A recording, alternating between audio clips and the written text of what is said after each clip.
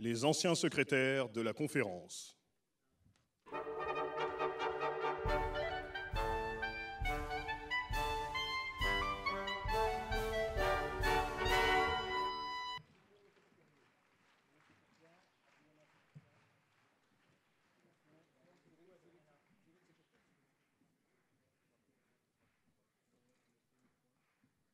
Les membres du Conseil de l'Ordre.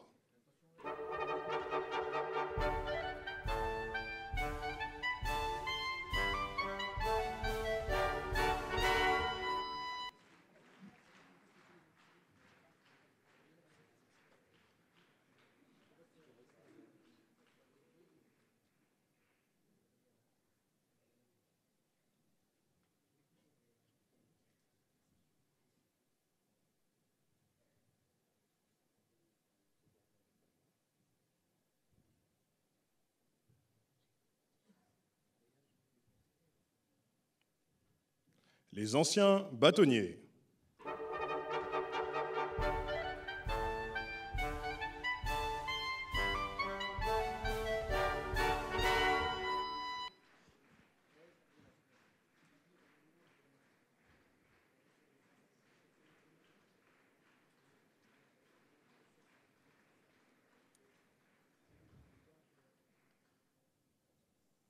Les anciens bâtonniers, membres du Conseil de l'Ordre.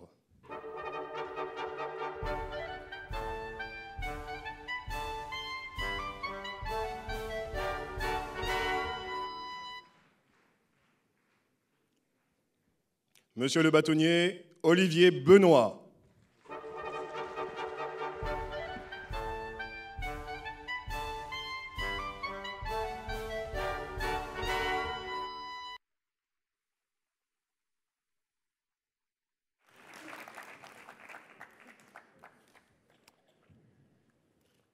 Mesdames et messieurs, je déclare ouverte la 26e rentrée de la conférence du barreau des Hauts-de-Seine et par la même occasion la 41e rentrée du barreau.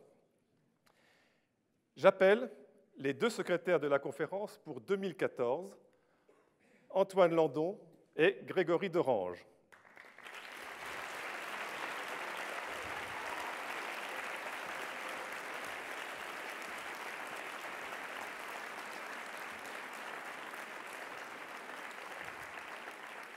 Ils rejoignent le banc des secrétaires, bien que leur exercice, leur secrétariat, ne commence qu'au 1er janvier. Ils se sont illustrés dans le cadre d'un concours d'éloquence qu'ils ont remporté tous les deux sur le thème « Plaider à perdre la raison ».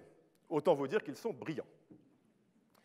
J'appelle maintenant les deux secrétaires de la conférence pour 2013, Madame Laetitia Leroy-Sved et Monsieur Maxime Galinan.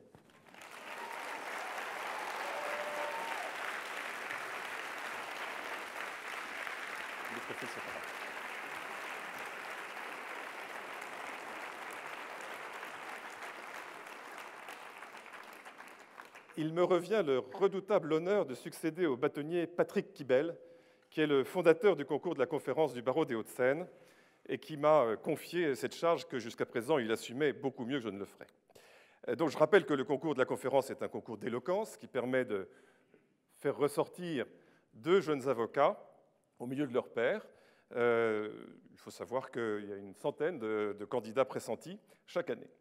Et les avocats qui sont ainsi désignés pour être secrétaires ont pour rôle, comme vous le verrez tout à l'heure, d'assurer l'animation du procès qui va se dérouler devant vous dans quelques instants. Et puis, ils accompagnent le bâtonnier dans un certain nombre de manifestations au cours de l'année qui sont le plus souvent des manifestations festives, ne nous le cachons pas. Ils appartiennent à l'association des secrétaires de la conférence qui, il faut le dire, constitue une référence pour tout le barreau. Ce sont des avocats qui ont été spécialement distingués parmi tous leurs confrères et qui concourent également, occasionnellement ou régulièrement, à l'animation du barreau. Laetitia et Maxime vont maintenant recevoir les trophées qui leur reviennent. Laetitia, toutes les félicitations. Maxime, ceci devra orner votre bureau, je viendrai m'en assurer personnellement. Et puis vous recevez également de la part de l'ex-base ce qu'on appelle une tablette. Voilà. Vous n'avez pas le temps, malheureusement, d'y enregistrer vos discours. Ce sera pour la prochaine fois. Vous pouvez rejoindre les places qui vous sont désignées en vue du procès que vous allez animer dans un instant. Mais on commence toujours par les choses sérieuses, le discours du bâtonnier.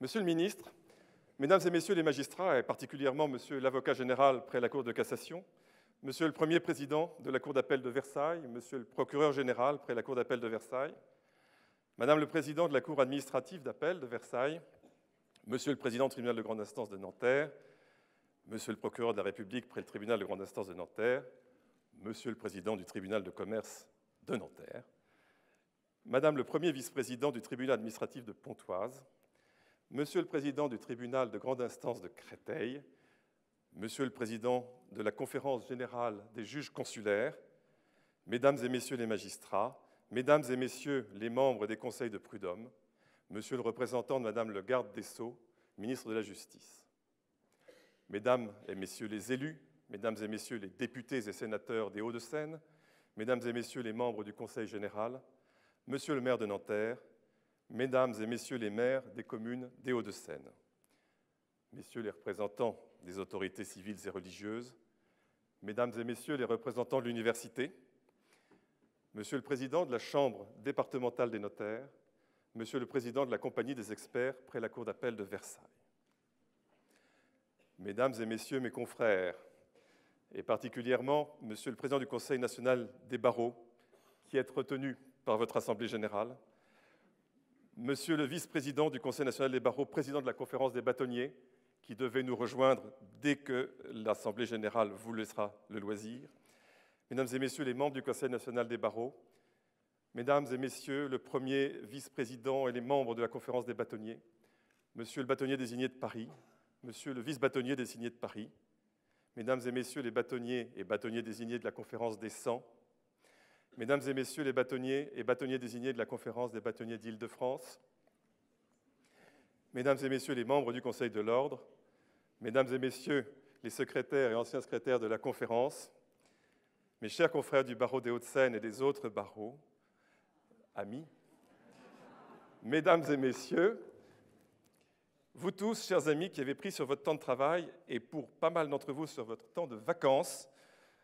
pour venir partager cette cérémonie avec nous, soyez remerciés de votre présence. Je n'ai pas fini.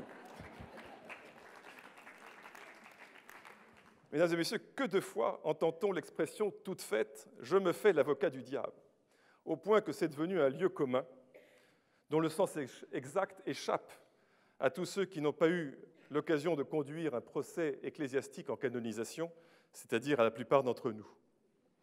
Bien, moi, je vais vous le dire, ne cherchez plus, il n'y a pas d'avocat du diable, parce que le diable, c'est l'avocat. Vous m'avez bien entendu, le diable, c'est l'avocat, et réciproquement, l'avocat, c'est le diable. Vous ne me croyez pas? Pourtant, il suffit de lire la presse, d'écouter la radio, de regarder la télévision, bref, de suivre l'actualité de ces derniers mois, pour constater avec quelle constance le discrédit est jeté sur notre profession par ceux-là même qui devraient la protéger. Qu'on en juge. Quiconque a contribué de près ou de loin à la confection de la loi, même le plus absentéiste des députés, j'ai entendu dire qu'il y en avait, même le plus somnolent des sénateurs, là je reconnais que c'est un cliché, quiconque a contribué de près ou de loin à la confection de la loi a eu le droit, pendant un temps heureusement révolu, de s'autoproclamer avocat sans autre forme de procès et sans que l'on ait à vérifier ses compétences juridiques ou ses conséquences déontologiques. Exactement comme s'il suffisait d'avoir voté le budget de la santé pour devenir médecin ou celui de l'éducation nationale pour enseigner à l'université. Et le pire est que quand les avocats s'en sont indignés, ils n'ont pas été pris au sérieux et qu'ils ont dû attendre bien trop longtemps à leur goût avant que cette mesure indigne soit révoquée. L'avocat d'affaires, vous avez entendu, j'ai mis des guillemets, l'avocat d'affaires sans qu'on discerne véritablement les contours de cette expression, dont on peut cependant penser qu'elle est répugnante. L'avocat d'affaires est si suspect qu'un temps notre profession, qui pendant des décennies a fourni aux assemblées parlementaires des bataillons d'élus, a pu craindre de se voir exclu de la représentation nationale. Vous noterez le paradoxe, n'importe quel parlementaire aurait pu devenir avocat, alors qu'un avocat ne pouvait devenir parlementaire. À l'évidence, la robe corrompt. Si les choses vont leur train, l'avocat fiscaliste, et là encore vous avez entendu les guillemets, sera bientôt présumé complice, voire coauteur des éventuelles infractions commises par son client, si, bien entendu, il n'a pas pris la peine de le dénoncer au mépris de son secret professionnel. Je me surprends parfois à trembler à l'idée de me voir qualifié en tant que bâtonnier du barreau de Nanterre de chef de file de 2000 avocats en bande organisée. Oui, l'avocat est bien le diable, ou à tout le moins, il est fort tentant d'en faire le bouc émissaire des maux et des vices d'une société qui peine à définir et à défendre ses valeurs. Si on devait diaboliser toutes les professions dont un membre a un jour failli, ou aurait pu faillir, ou encore serait susceptible de faillir un jour, cela sentirait diablement le soufre dans les sphères les plus élevées. À cet égard, je n'ai pu que me réjouir ces derniers jours à la lecture de la loi du 11 octobre 2013 relative à la transparence de la vie publique qui vient de doter les élus et les autorités administratives d'une déontologie tendant notamment à prévenir les conflits d'intérêts. Le problème n'existerait donc pas que chez les avocats, diable. Mais ce n'est pas assez. N'a-t-on pas récemment inventé d'aller chercher dans la poche même de l'avocat les fonds servant à alimenter, assez mal, le service public que constitue l'aide juridique? Je rappelle que l'accès au droit de tous les citoyens, y compris les plus démunis, est un droit fondamental à valeur constitutionnelle. Ce droit doit être garanti par l'État, il doit être financé sur des fonds publics, comme l'a reconnu Madame le garde des Sceaux lors de l'Assemblée générale extraordinaire du Conseil national des barreaux en ce début du mois d'octobre. Songez à faire financer ce service public par ceux-là même qui ont la mission d'en assurer l'exercice relève d'un étrange paradoxe. Je ne reprendrai pas tous les exemples évoqués par Monsieur le Président du CNB lors de son allocution du 4 octobre, qui se demandait comment, notamment s'il revenait au corps médical, de financer le déficit de la sécurité sociale. On voit sans peine l'absurdité de la proposition. Dans le même temps, il a d'ailleurs été question de réduire encore l'indemnisation, je n'ose pas dire la rémunération, des avocats concourant à cette mission de service public. Je n'entrerai pas dans ce débat que vous connaissez tous, mais il n'est pas question, en tout cas c'est ma position, que l'avocat devienne la vache à lait des pouvoirs publics.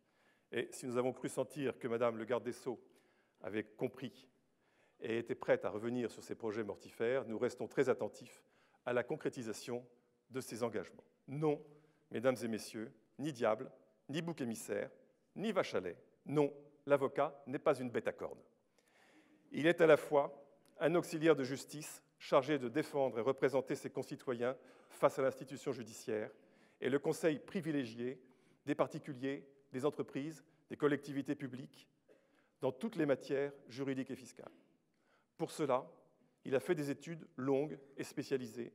Il a suivi une formation spécifique dans une école d'avocats. Il a prêté serment et il respecte une déontologie rigoureuse. À tous ces titres, il mérite respect et considération. Certes, me dira-t-on, tout cela est bien dérisoire à côté de ce que subissent nos confrères dans les pays à la démocratie inaboutie ou chancelante. Nous avons ce soir une pensée pour tous ceux de nos confrères qui sont menacés dans leur profession, dans leur liberté et même dans leur vie, en raison de leur engagement dans la défense de la défense. L'association des anciens secrétaires de la conférence y reviendra dans quelques minutes en vous présentant un film bref mais saisissant.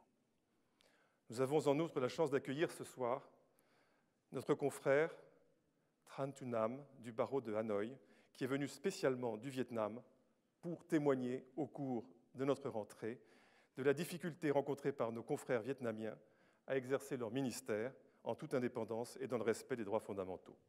Il me rejoindra dans un instant sur cette scène. Tournons-nous maintenant vers l'année écoulée et évoquons quelques motifs de satisfaction qu'elle nous a apportés. Tout d'abord, notre barreau continue à grandir. Il dépasse maintenant le cap symbolique des 2000 membres et démontre ainsi sa capacité à rajeunir. Au moment où les baby boomers, devenus papy boomers, s'apprêtent à se retirer, l'arrivée de jeunes avocats fait plus que compenser le départ des anciens. On ne peut que s'en réjouir, à condition toutefois que nos jeunes confrères soient à même d'exercer dignement leur profession, ce qui, à l'heure actuelle, dans certains cas, reste un véritable sujet de préoccupation. Parallèlement, à l'autre bout de la chaîne, j'ai eu le plaisir de réunir les avocats honoraires. En début d'année, je suis en train d'étudier avec eux la possibilité de créer une section alto-séquanaise de l'Association nationale des avocats honoraires. Notre barreau continue à se moderniser, d'ailleurs au même pas que le tribunal, en s'informatisant. On peut raisonnablement considérer que la quasi-totalité des avocats ayant une activité judiciaire dans le domaine civil ont adhéré au RPVA. Pour ceux que les initiales RPVA peuvent rebuter, sachez que c'est un réseau électronique qui permet aux avocats de communiquer entre eux et avec les juridictions pour la transmission des procédures. Ces avocats civilistes devraient être logiquement rejoints par les adeptes du droit administratif et du droit fiscal, puisque l'accès au réseau télérecours des juridictions administratives nécessite une identification à l'aide de la clé RPVA. Et ils vont être également rejoints par les pénalistes, même par les pénalistes, les champions de la procédure orale, qui, par la voie électronique, pourront bientôt avoir accès à distance au dossier de leurs clients à l'instruction. Il nous tarde, ça c'est un message personnel pour Monsieur le procureur de la République, il nous tarde aussi de pouvoir bénéficier d'un accès électronique au dossier de comparution immédiate. Les collaborateurs de l'ordre sont prêts à recevoir les tablettes qui leur permettront de consulter les procédures dans des délais compatibles avec une défense digne. Notre barreau entretient de très bonnes relations avec les juridictions du ressort, je ne peux que m'en réjouir, ces relations qui se traduisent, entre autres, par la conclusion de nombreuses conventions destinées à améliorer les conditions de travail de tous et, en définitive, le service rendu aux justiciables. Tel est le cas, par exemple, pas tout énuméré, de l'accord tripartite conclu par le tribunal, l'ordre des notaires et l'ordre des avocats sur la liquidation des régimes matrimoniaux, ou du protocole conclu avec les juridictions administratives sur la procédure électronique. L'avenant numéro 10 au protocole de l'article 91 sur la défense pénale est en cours de discussion, tout comme est en cours de discussion le protocole sur la médiation familiale. Et nous sommes même arrivés, mais je ne sais pas si je dois m'en faire gloire, à un accord sur la répartition des charges entre le tribunal et l'ordre. 2 colloques prestigieux sont venus illustrer ce mois d'octobre décidément riche en événements. Un premier colloque a porté sur un retour sur l'expérience de 3 années de questions prioritaires de constitutionnalité. Le second traitait du mineur dans le procès pénal. Ils étaient tous les deux passionnants, ils ont recueilli un succès très mérité. Je forme le souhait, en sachant déjà qu'il va être exaucé, que l'année prochaine, et j'espère les prochaines années, nous apporterons de nouvelles contributions du même niveau, qui fait ressortir l'excellence du barreau des Hauts-de-Seine. Dans le domaine de la coopération interbarreau, enfin, j'ai eu le plaisir de signer au printemps, avec le bâtonnier Fontibus du barreau de Versailles. Alors, il l'a dit dans son discours la semaine dernière, c'est comme ça, c'est un accord qu'on a conclu ensemble. L'acte constitutif du groupement de moyens mettant en commun la gestion administrative des CARPA de Versailles et de Nanterre. En l'occurrence, j'y ai bien peu de mérite parce que je n'ai fait que concrétiser les efforts entrepris par mes prédécesseurs, mais j'ai été très heureux de mettre la dernière touche à cet acte symbolique qui constitue un premier pas sur la voie d'une plus grande collaboration de nos barreaux pour la gestion de leurs tâches administratives. Les initiés savent qu'il y a des approches amicales entre le barreau de Bordeaux et le barreau de Toulouse pour donner un barreau de Bordeaux ou quelque chose comme ça. Nous avons franchi le premier pas du barreau de Werther. Nos amis de Chartres et de Pontoise sont chaleureusement, bien entendu, invités à se joindre à nous. Tout cela, bien entendu, n'a été rendu possible que par l'implication des membres du Conseil de l'Ordre, des membres du conseil d'administration de la CARPA, des délégués du bâtonnier et du personnel de l'Ordre. Que tous soient chaleureusement remerciés de leurs efforts. Je conclurai en évoquant 2 grands défis auxquels est confrontée dès à présent notre profession. La perspective de déjudiciarisation, c'est aussi difficile à dire qu'épouvantable à imaginer, et la réforme de notre représentation à l'échelon national. la perspective de déjudiciarisation est perçue comme une menace. Je crois qu'il faut retourner le mouvement et l'anticiper par la généralisation des outils appropriés qui permettront aux avocats de conserver leur rôle au service de leurs concitoyens, que ce soit dans le domaine du règlement des litiges, je pense à la médiation, je pense aux procédures participatives, ou dans le domaine patrimonial, et cette fois je pense à la question de la liquidation des communautés patrimoniales, l'acte d'avocat, le mandat de vente immobilière font de l'avocat l'interlocuteur valable des justiciables, sans qu'il y ait besoin de transférer des pôles entiers de notre compétence vers des professions voisines. L'urgence d'une réforme de la représentation de notre profession à l'échelon national est devenue pour tous une évidence. Nous aspirons à l'émergence rapide d'une structure nationale débarrassée de ses démons actuels, qui puisse assurer une représentation unifiée de la profession à l'égard des pouvoirs publics et de la société civile, tout en apportant son soutien aux ordres. Entreprendre une telle réforme demande courage, détermination et ténacité. Nos dirigeants ont ces qualités, puissent-ils être suivis par leur base. Ou alors, nous nous retrouverons en compétition avec d'autres bêtes à cornes qui se caractérisent par leur lenteur et leur capacité infinie à se replier sur elles-mêmes. J'ai nommé les escargots. Je vous remercie de votre attention.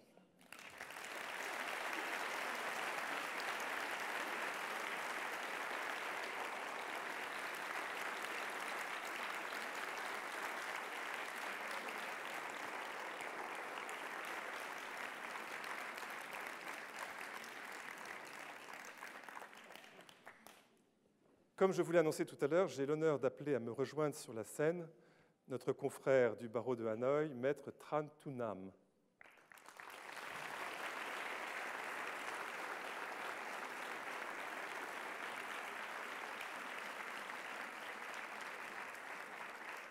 Maître Tran Thu Nam, défenseur des droits de l'homme, est à l'origine un avocat d'affaires. Il est l'un des défenseurs de notre...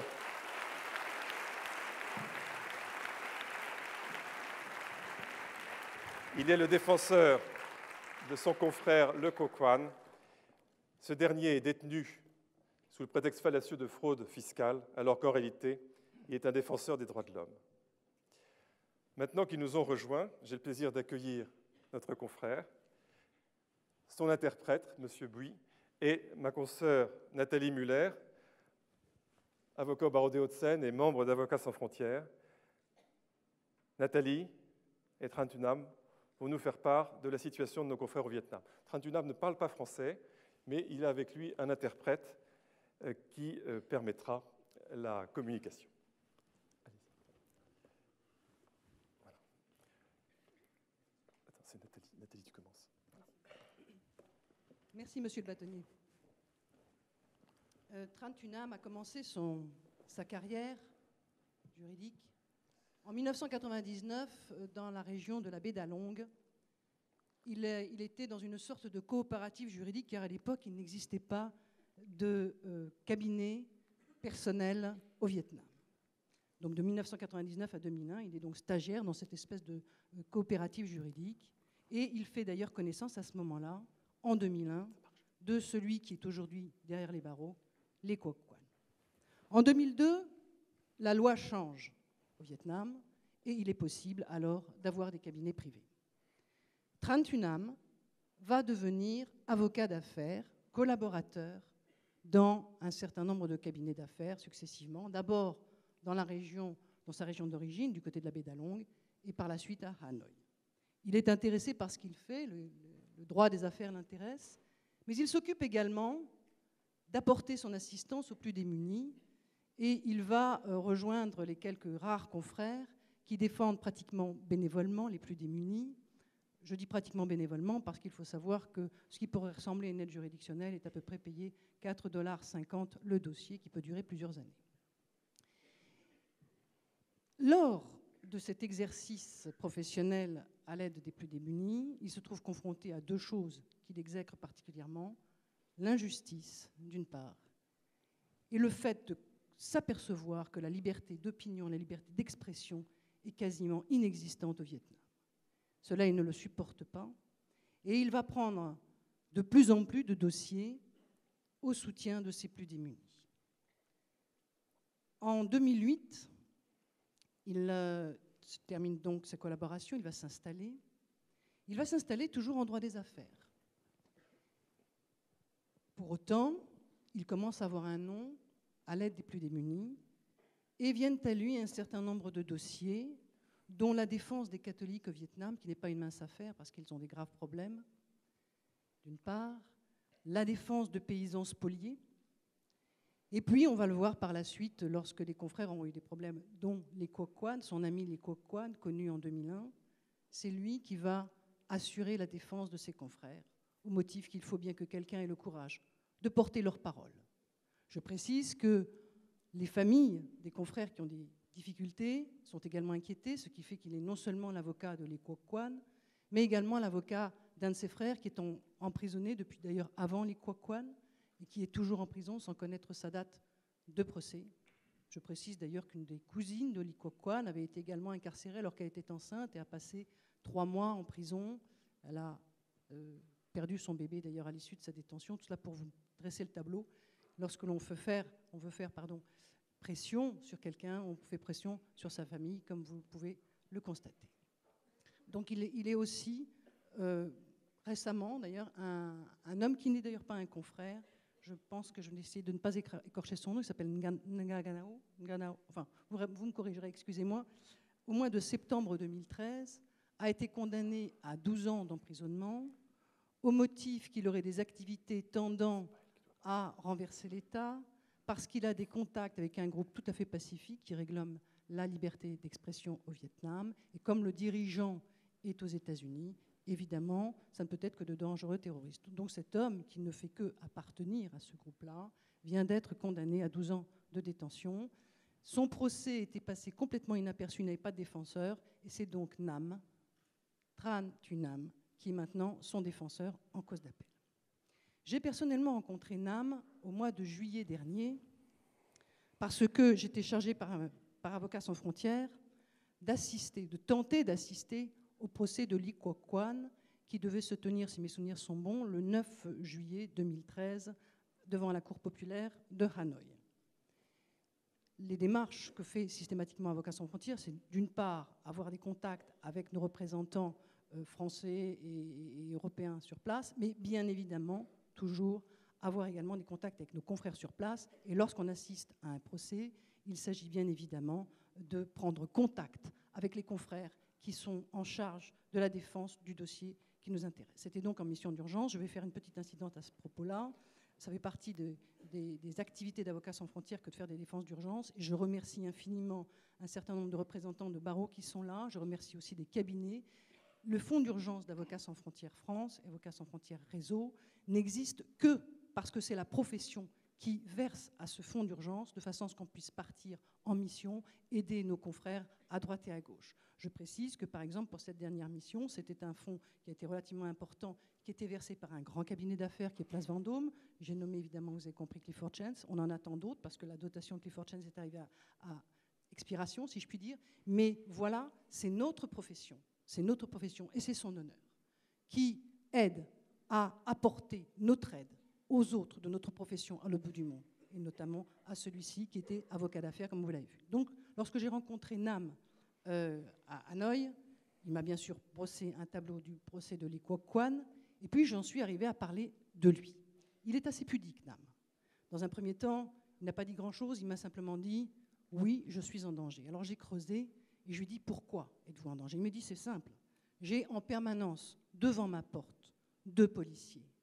J'ai le bailleur, le propriétaire des murs de mes locaux, qui a pression de la part de la police de la sécurité pour arrêter son bail à mon égard, pour que je n'ai plus de bureau.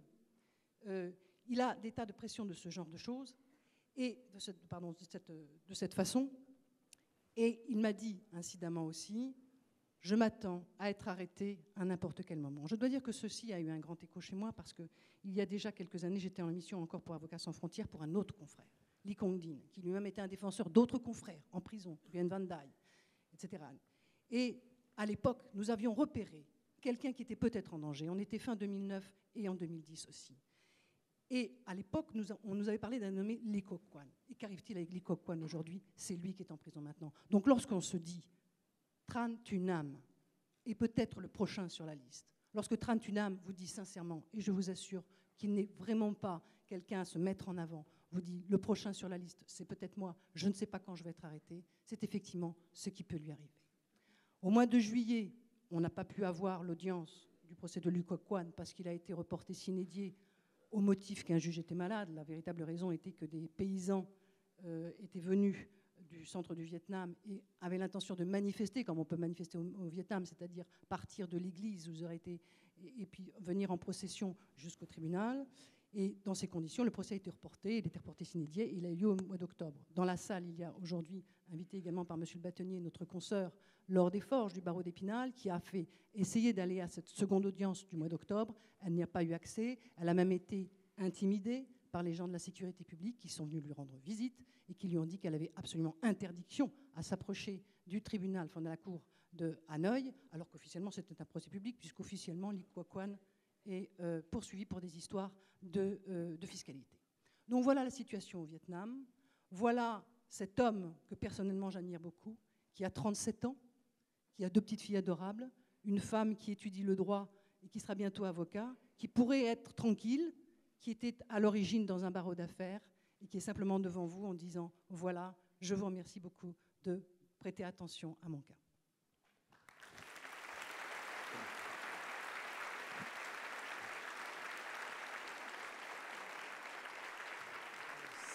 Si vous permettez, et pour ne pas m'égarer sur le fond de sa pensée, j'ai préparé une traduction écrite, si vous permettez. Kính thưa ông Chủ tịch, kính thưa các quý ông quý bà, tôi là luật sư Trần Thu Nam thuộc đoàn luật sư thành phố Hà Nội, đến từ Việt Nam. Tôi thật vinh dự khi được đến nước Pháp và vinh dự hơn khi được đứng trước các quý vị, các luật sư của Pháp để nói vài lời về nhân quyền của Việt Nam. Monsieur le bâtonnier, mesdames, messieurs, mon nom est Trần Thu Nam, avocat du barreau de Hanoï, Vietnam. C'est un grand honneur pour moi d'être présent ici parmi vous. C'est un très grand honneur pour un avocat vietnamien de pouvoir parler aux avocats français de la situation des droits de l'homme de mon pays. Điều đầu tiên tôi muốn nói là lời cảm ơn đến ông Chủ tịch và luật sư bà Natalie Munoz. Hai luật sư này đã giúp đỡ tôi trong một số những vụ án nhân quyền tại Việt Nam và đưa tôi đến đây để có cơ hội đứng trước các quý vị. Mais avant tout, permettez-moi de remercier Monsieur le bâtonnier des Hauts-de-Seine et Madame Nathalie Müller de l'ONG Avocats sans frontières. Vous m'avez aidé dans la défense des droits de l'homme au Vietnam et avez créé des conditions qui me permettent de venir en France pour être le porte-parole de mes collègues avocats qui n'ont pas droit à la parole dans leur propre pays. Tôi bắt đầu tham gia luật sư từ năm 1999. Công việc chủ yếu của tôi là tham gia tư vấn cho các doanh nghiệp, bào chữa cho các vụ án đơn thuần không liên quan đến chính trị. Je suis entré dans le métier d'avocat en 1999.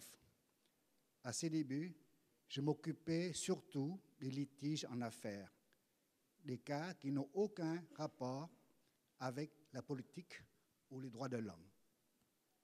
Đến năm 2009, tôi bắt đầu tham gia các vụ án nhân quyền, bắt đầu lên tiếng về những vi phạm của nhà nước Việt Nam về quyền con người. Rất nhiều người hỏi tôi rằng tại sao công việc đang tốt đẹp lại tham gia những vụ án nhân quyền, tham gia những vụ án như vậy sẽ gặp rất là nhiều những khó khăn, có thể bị bỏ tù như các luật sư Lê Quốc Quân, Nguyễn Văn Đài, Lê Công Định, Lê Thị Công Nhân. En 2009, je participe à des procès concernant les droits de l'homme, élever ma voix contre les atteintes des autorités aux droits humains. Beaucoup de personnes m'ont demandé pourquoi je quitte de si bonnes affaires pour me lancer dans les droits de l'homme. Je risquerais de rencontrer d'énormes difficultés et surtout de me faire emprisonner comme mes collègues, Lê Quốc Quân, Nguyễn Văn Đài, Lê Công Định, Lê Thị Công Nhân. Tôi nói với họ rằng quyền con người trong đó có quyền tự do phát biểu, chính kiến, tự do hội họp, tự do đi lại, biểu tình là những quyền cơ bản của con người đã được quốc tế công nhận tại bản tuyên ngôn quốc tế về quyền dân sự và chính trị năm 1966. Je leur ai répondu ceci. Dans les droits de l'homme, il y a le droit d'exprimer son opinion, le droit de se réunir, le droit de circuler, le droit de manifester. Ce sont des droits fondamentaux de l'homme dans les textes même de la Déclaration universelle sur les droits du citoyen en 1966. Nếu chúng ta không được thực hiện những quyền cơ bản đó thì cuộc sống giàu có cũng không có ý nghĩa gì. Luật sư là những người hiểu biết pháp luật mà không dám nói lên sự thật, không dám bảo vệ những quyền cơ bản của con người thì có lẽ không nên làm luật sư. Và nếu chỉ để kiếm tiền thì có rất là nhiều việc khác để kiếm tiền. Si nous n'arrivons pas à réaliser ces droits fondamentaux, notre vie, même dans la richesse, n'aura pas de sens. Un avocat est un homme qui connaît la loi. S'il n'ose pas dire la vérité, s'il n'ose pas défendre les droits fondamentaux de l'homme, peut-être il vaudrait mieux pour lui de changer de métier. Si c'est gagner de l'argent, alors il existe 1000 autres façons. Vì vậy, các luật sư như Lê Quốc Quân, Lê Công Định, Nguyễn Văn Đài, Lê Thị Công Nhân và tôi sẵn sàng chấp nhận tù đầy để người dân Việt Nam được hưởng những quyền cơ bản của con người đã được quốc tế công nhận và bảo vệ.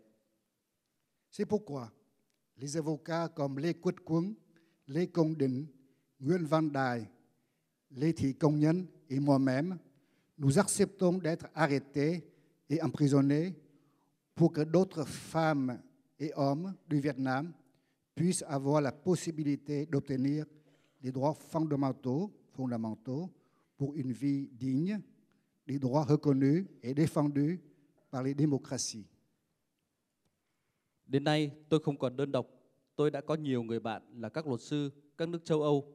Các chính phủ của các nước cũng đã lên tiếng ủng hộ các luật sư chúng tôi. Trong đó có một người bạn đặc biệt là Madame Nathalie Müller.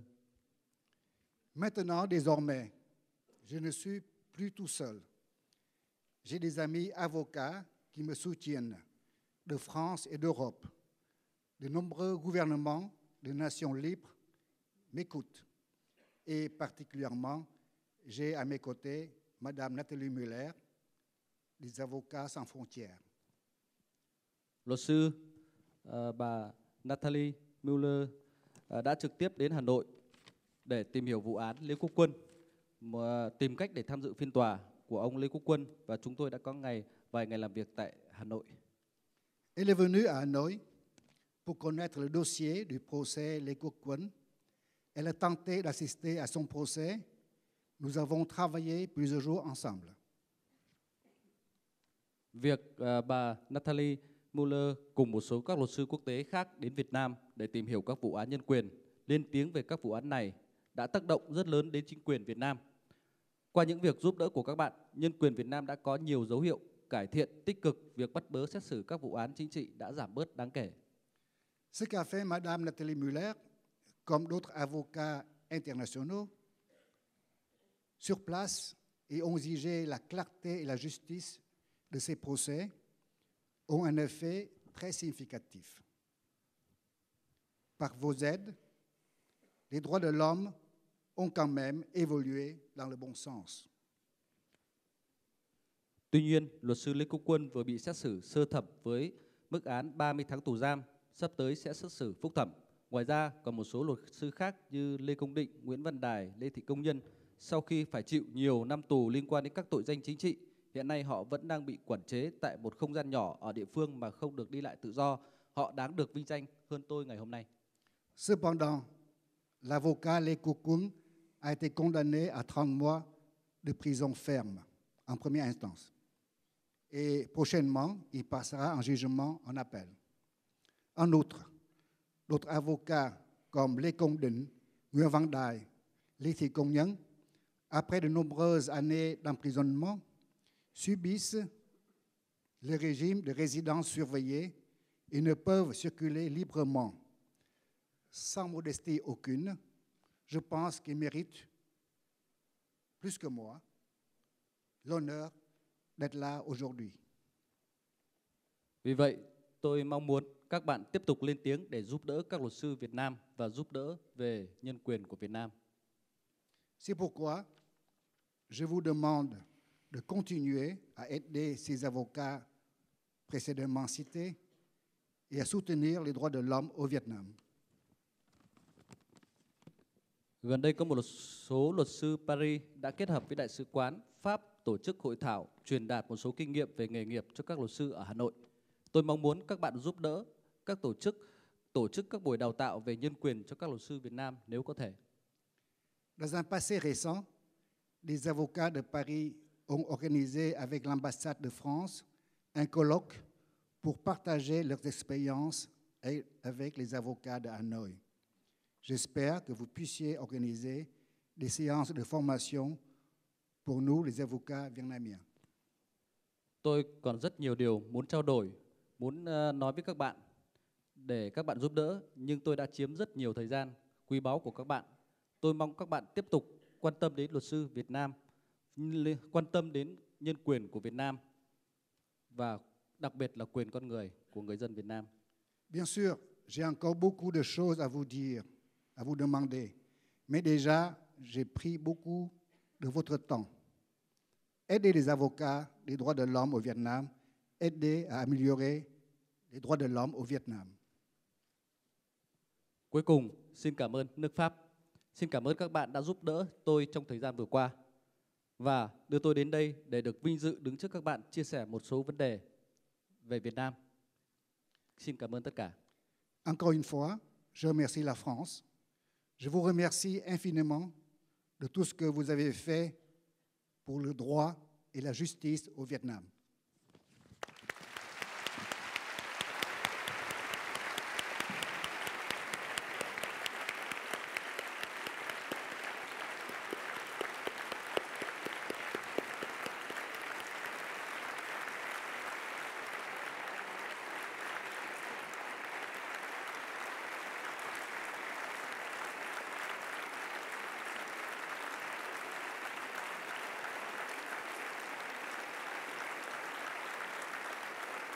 Quel succès!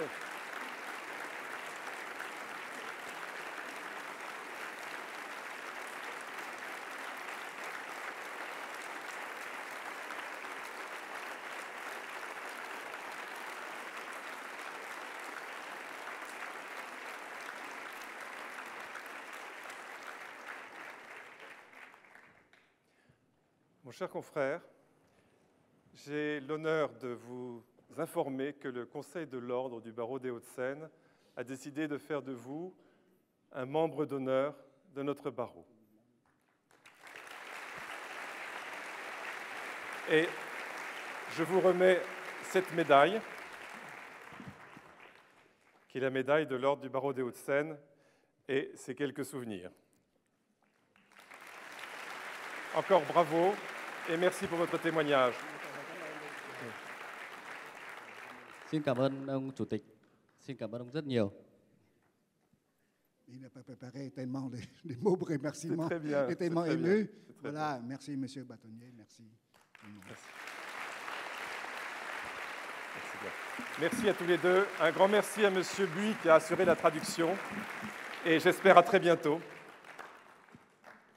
Vous pouvez regagner vos places.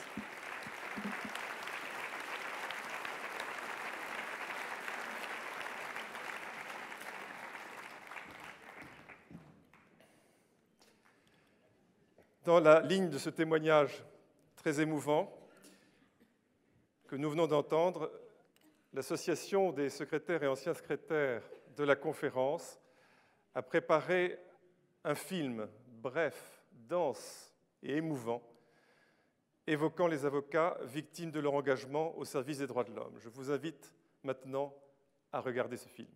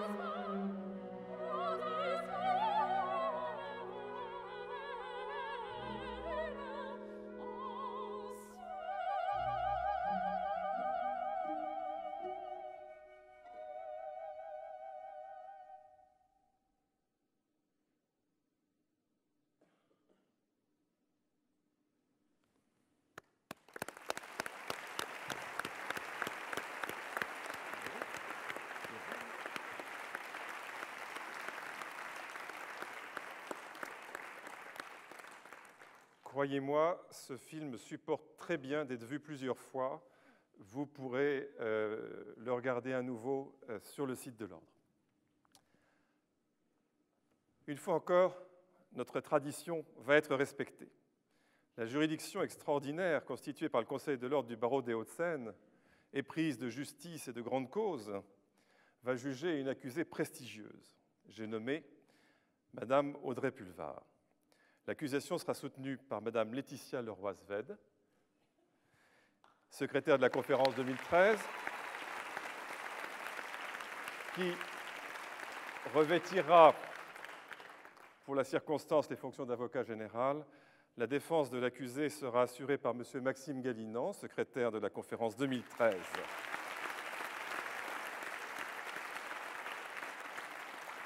Garde, faites entrer l'accusé.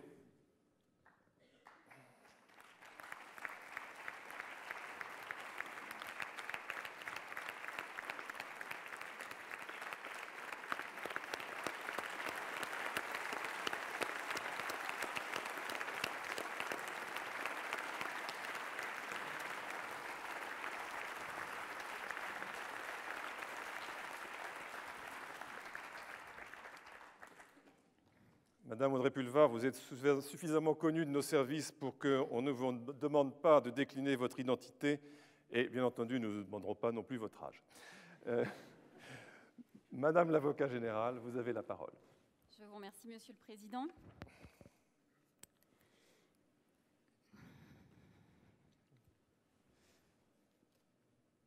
Disons qu'au moins aujourd'hui, vous êtes à l'heure. Ma chère Laetitia, je t'ai bien aperçue la semaine dernière à l'Élysée, mais je n'ai pas osé te déranger. Je suis par ailleurs moi-même, comme tu le sais, en plein bras de fer pour dépouiller le budget de l'aide juridictionnelle des avocats. Ils s'insurgent, je ne m'en sors pas. Ces avocats, quelle bande de rapias. J'ai appris incidemment le renvoi d'Audrey Pulvar devant ta juridiction. Loin de moi l'idée d'interférer dans tes hautes fonctions, mais c'est une très bonne amie à moi. Sois sympa, ma doudou, et le poste de Gélie te tend les bras. Affectueusement, ta Christiane.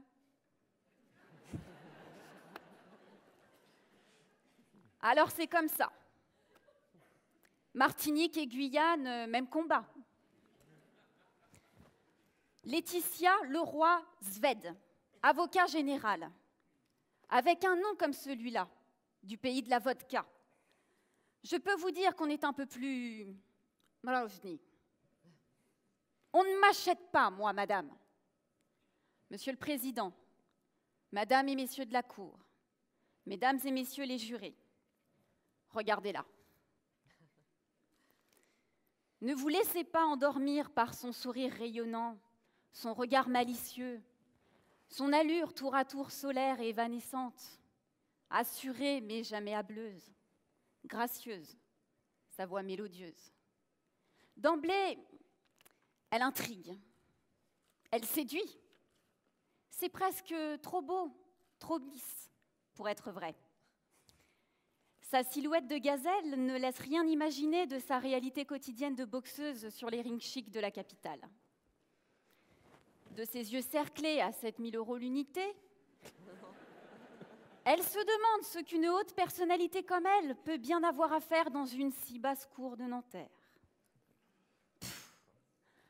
Une haute personnalité?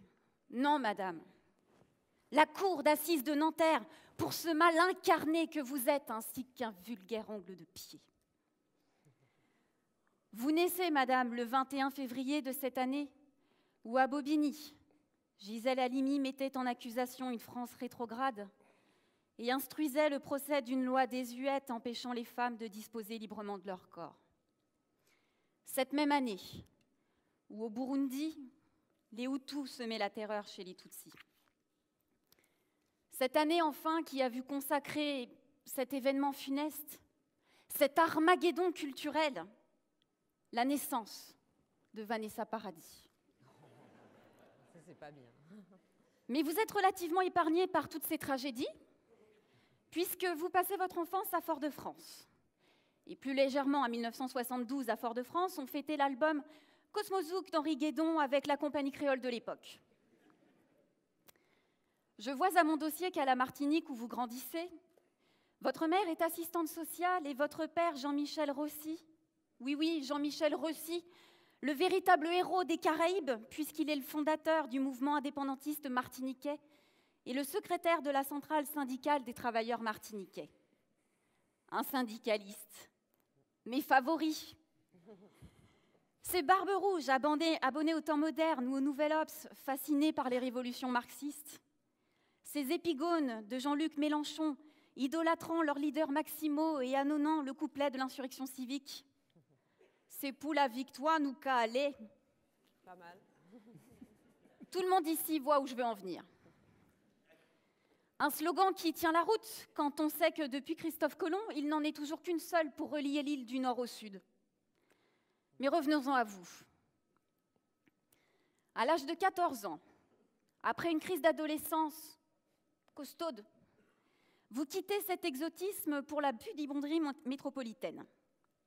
Vous hésitez entre devenir publicitaire ou journaliste, puis vous découvrez Christine O'Krent, et c'est une révélation.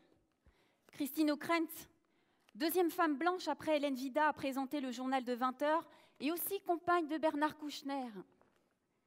Force est de constater qu'elle ne vous a pas inspiré qu'une vocation professionnelle. Mais j'y reviendrai un petit peu plus tard. C'est au prix d'une vie estudiantine quasi monastique que vous parvenez à majorer l'école supérieure de journalisme à Paris et c'est l'épuisement. Quand on voit le rythme de vie sur l'île, finalement rien d'étonnant. Las d'attendre les quotas pour les minorités visibles, vous regagnez vite la Martinique, vous complaire dans tout ce qui est futile et débutez comme stagiaire sur ATV. ATV, Antillaise Télévision au slogan énergisant, ATV, c'est ma télé. Jacques Séguéla est encore sous le choc d'une telle créativité. La ligne éditoriale n'est pas en reste avec des reportages de qualité sur l'épineux phénomène philosophico-métaphysico-sociétal, la cuisson de la banane plantain. Oh, n'importe quoi. Mais pour vous, ce n'est pas assez. Et vous ne résistez pas à l'envie de vous montrer. ATV, LCI, TV5, le journal régional France 3 Marseille et enfin, la consécration, le Graal, la coco sur le gâteau, la présentation du journal de 20h le soir 3, la première femme noire à présenter un journal télévisé. Du moins, je le croyais. Beaucoup voyaient en vous le porte-drapeau de la communauté martiniquaise. Me concernant, je trouve l'idée de faire de vous un symbole au moins aussi saugrenu que de porter des SK au ministère de la Condition féminine. Quand on voit le mal que vous vous êtes donné pour essayer de faire oublier votre couleur avec vos cheveux lissés, votre chignon bien tiré, votre air glacé et vos tailleurs monochromés. Sans même cet apparat d'avocat général, madame, je faisais plus noir que vous. Imitez qu'à des thèmes. Hormis ces coupes afro que vous arborez de temps à autre en autant de crises identitaires, que craignez-vous? Notre ministre de la Justice, bien que propulsée par hasard à ce poste à la faveur d'une conception intégriste de la parité, a-t-elle renoncé une fois sortie de son île à ses tresses et à ses goûts colorés? Comme s'il fallait faire blanche pour faire honnête. Les avis divergents, les esprits critiques, les caricatures acceptées sont autant de remparts contre le magistère vitupérant en cours au Venezuela ou la glaciation mortifère qui règne en Corée du Nord. Mesdames et messieurs les jurés, qu'importe le mensonge de cette femme dans l'histoire de la télévision, provoquez à la vérité, je veux répondre au défi. Je vous accuse, madame, d'avoir, sur le territoire national et depuis temps non prescrit, troublé régulièrement l'ordre public, exercé illégalement la profession de journaliste, usé et abusé d'une fausse qualité, et vous êtes associé avec autant de malfaiteurs dans une perspective d'un abrutissement des masses. Pour votre défense, vous choisissez la firme Ernst & Young en la personne de Maître Galinan. Un de ses bébés collaborateurs en haut de sa tour de la terreur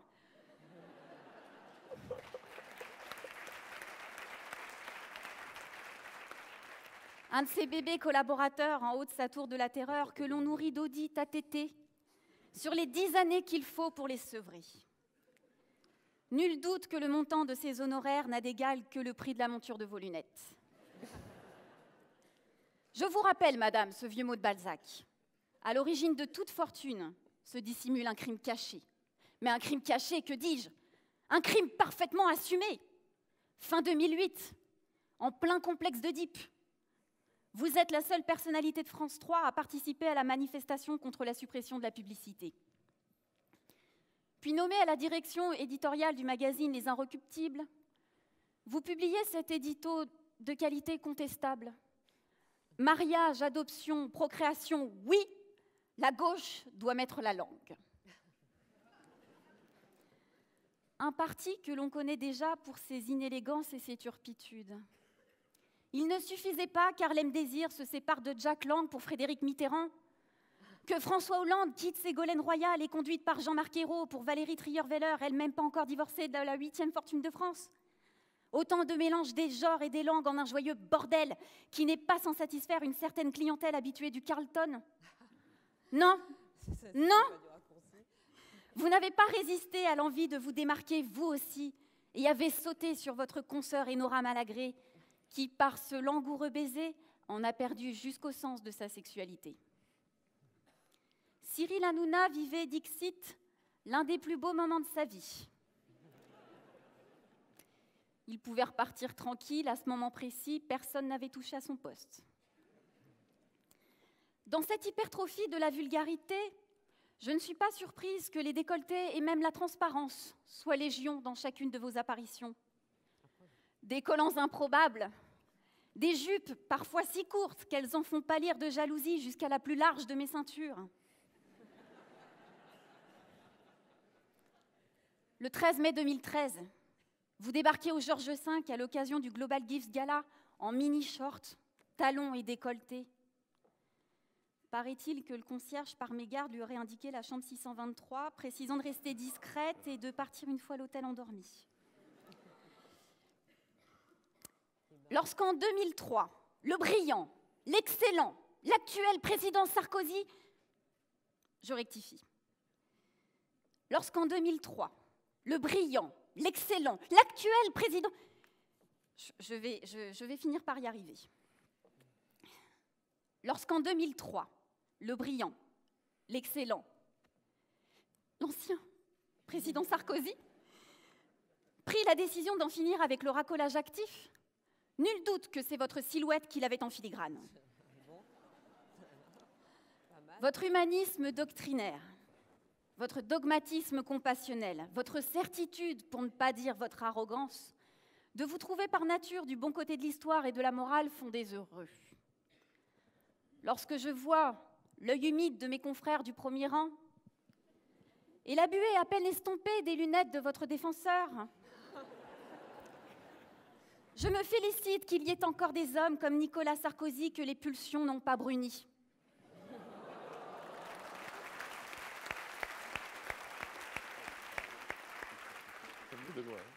Mais après tout, chacune de vos apparitions est un buzz et l'on parle de vous. Plutôt à droite pour une femme de gauche. Car à l'instar de vos tenues, la vérité nue la voilà. Non, Audrey Pulvar n'est pas et n'a jamais été une journaliste de gauche. Guy de Maupassant écrivait « Les femmes doivent nous apparaître dans un rêve ou dans une auréole de luxe qui poétise leur vulgarité. » Vous l'avez bien médité. Pour vous convaincre de l'imposture, je ne veux pas passer trop vite sur autant de détails qui ont du sens. Journaliste de gauche, Audrey Pulvar, lorsque l'on sait que par le passé, elle s'est entichée d'Alain Passard, chef 3 étoiles et propriétaire du restaurant L'Arpège, qui lui ont valu de profiter de nombreux soupers domiciliaires, ponctués de week-ends en Normandie, où il y possède une jolie propriété. Journaliste de gauche, Audrey Pulvar, lorsque l'on sait que ses lunettes sur fabrication Maison Bonnet ont coûté leur carapace à 3 tortues de Madagascar. Maison Bonnet que l'on connaît pour avoir rendu la vue à Yves Saint-Laurent, Jackie Kennedy ou encore Jacques Chirac. Journaliste de gauche, enfin, Audrey Pulvar, lorsqu'elle participe au cocktail Vuitton pour la sortie de son sac, le SC Bag. Mesdames et messieurs les jurés, il n'a plus été de pareille imposture dans l'histoire depuis l'attentat de l'Observatoire de Tonton. À votre crédit, il reste bien ce repris de justice d'Arnaud Montebourg en marinière, Solex et Robou Moulinex dont vous vous êtes entichés. S'il tentait de célébrer par cette photographie du Parisien Magazine le Made in France, tandis que le mouvement à quartz de sa montre Michel Herbelin était suisse, sa montre, elle, au moins, avait le mérite de ne pas dépasser les 4/5 d'un SMIC. La Cour appréciera. Me concernant, Madame Pulvar, je ne suis pas dupe. Vous alourdir d'un tel boulet, tandis qu'auparavant vos compatriotes insulaires luttaient pour se libérer de leur chaîne, n'a été que l'occasion encore de nager à contre-courant de tous, à seul dessein de faire parler de vous. Et bien mal vous en a pris. Vous avez déjà rejoint iTélé, la matinale de France Inter, lorsque votre idylle avec Arnaud Montebourg éclate au grand jour. Il se déclare candidat. Vous êtes suspendu. Vous déclarez dans l'une de vos auditions « J'ai cru pouvoir être jugé sur pièce, à tort ».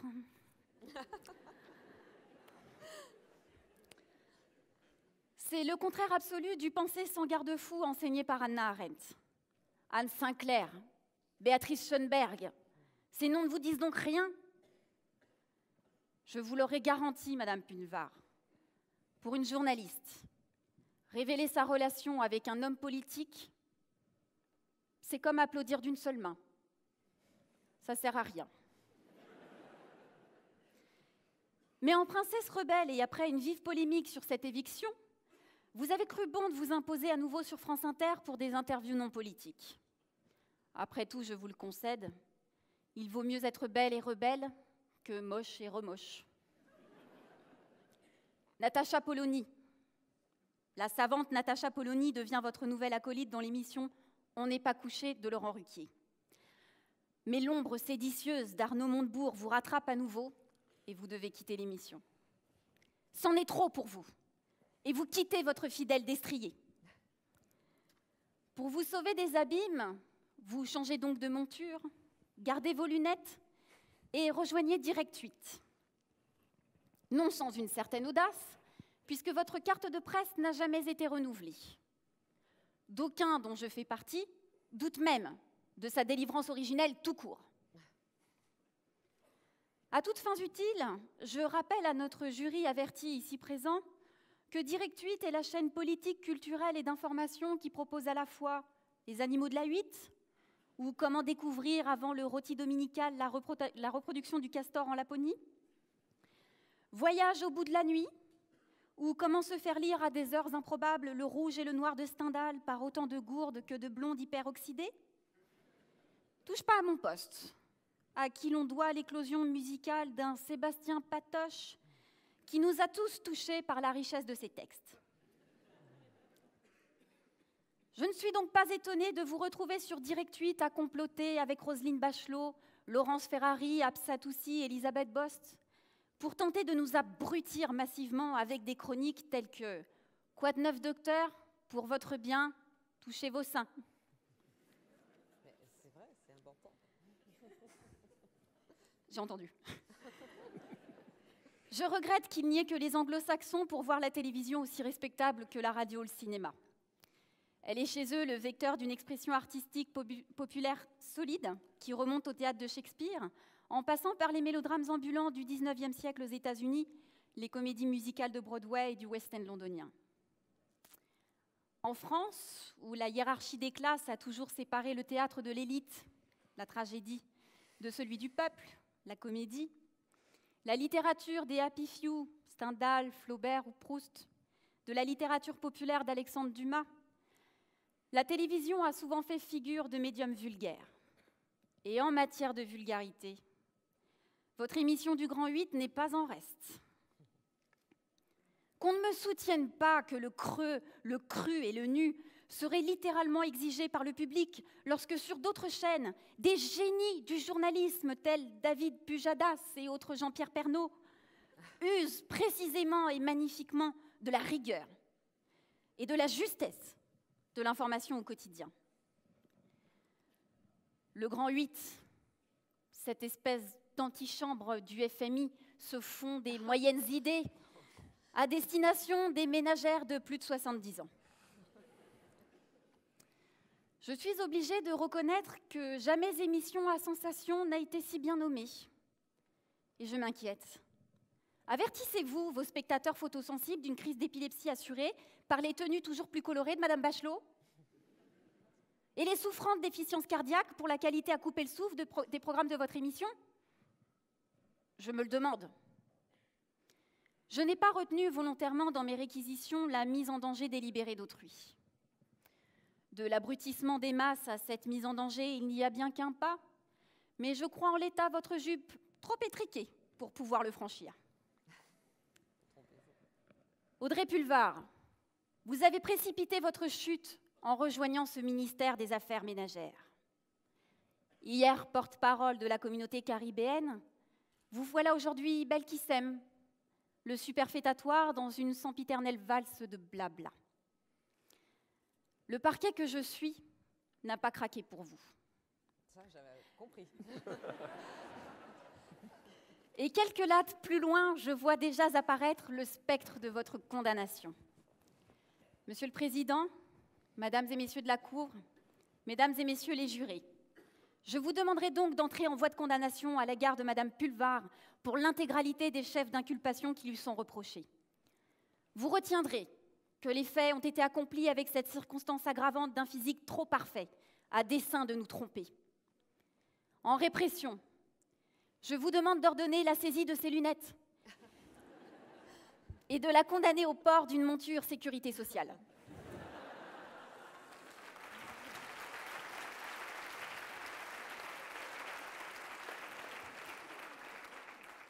Vous assortirez cette condamnation d'une rédaction forcée de la ligne éditoriale des 20 prochains numéros de la Gazette de Basse-Terre. Mesdames et Messieurs les jurés, nettoyez, balayez, astiquez et justice nous calez.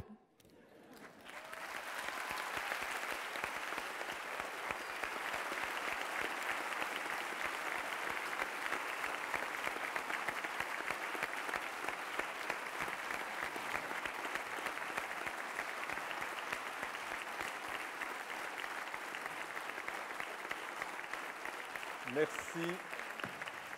Merci, Madame l'avocat général. La parole est maintenant à la défense. Nous vous écoutons, Maître Galinan.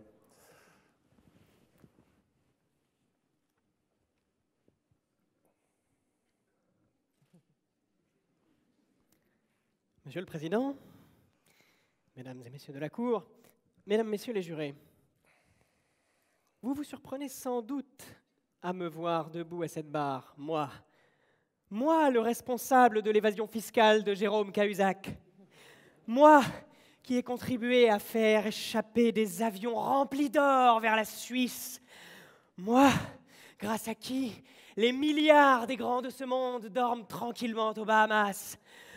Moi, en somme, on ose venir me déranger dans ma tour d'ivoire de la défense, que dis-je, dans ma tour de la terreur, pour m'occuper de ces peccadilles.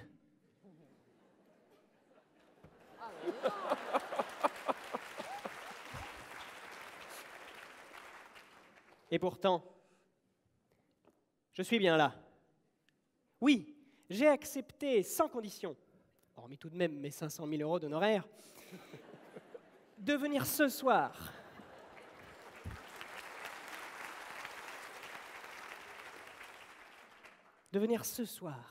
devant vous défendre Audrey Pulvar. Pourquoi, me direz-vous? Pourquoi s'acharner dans ce combat qui vous paraît perdu d'avance? Eh bien, figurez-vous que ce qui me meut dans la défense d'Audrey, c'est qu'elle en vaut la peine, et tant pis si je dois y perdre la tête. Ce soir, je veux vous démontrer qu'Audrey Pulvar n'est pas celle qu'on vous a dépeinte, et que son innocence éclate aux yeux de qui la regarde. Mesdames, Messieurs de la Cour, me permettez-vous, dans ma gratitude pour le bienveillant accueil qu'un jour vous m'avez fait, d'avoir le souci de votre juste gloire et de vous dire que votre étoile, si heureuse jusqu'alors, est menacée de la plus honteuse, de la plus ineffaçable des tâches. Monsieur le Président, ce soir, j'accuse, oui, j'accuse cette cour d'illégitimité pour être partiale et rétrograde. Mais oui, mesdames et messieurs, rendez-vous compte, depuis plus d'un quart de siècle, cette cour se réunit pour juger une personnalité, et il aura fallu attendre 2013 pour qu'enfin un avocat puisse défendre une personne de couleur. Et qu'on ne vienne pas me parler de l'accusé de 1993, Jacques Séguéla, qu'il a de couleur que celle que lui donne sa lampe à UV. Quant à la partialité de la cour, elle n'est plus à démontrer. Comment osez-vous prétendre pouvoir juger Audrey Pulvar en toute équité, alors que vous êtes tous avocats, et pour certains, ancien secrétaire de la conférence. Avocat, ancien secrétaire, ça ne vous évoque rien. Mais bien sûr, vous y êtes. Il ne peut s'agir que du perfide, de l'abject, de l'infâme Arnaud Montebourg. Ancien premier secrétaire d'un grand barreau voisin pour lequel vous éprouvez une sympathie coupable. Dès lors, comment juger aujourd'hui en toute impartialité? Une seule solution s'imposait, bien connue des avocats du barreau des Hauts-de-Seine. Ce soir, j'aurais pu demander, pour cause de suspicion légitime, le dépaysement du dossier de la cour d'assises de Nanterre vers la cour d'assises de Basse-Terre.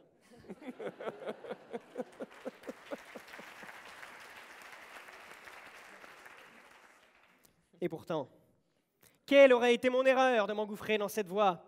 La choisir m'aurait empêché toute défense au fond, alors que vous vous en apercevrez bien assez vite. Sous le couvert de ces chefs d'accusation grossiers, c'est bien une innocente qui se tient devant vous. Oui, mesdames et messieurs les jurés, vous le sentez au plus profond de vous-même. Vous allez rendre justice les mains tremblantes. Vous sentez le parfum de l'erreur judiciaire.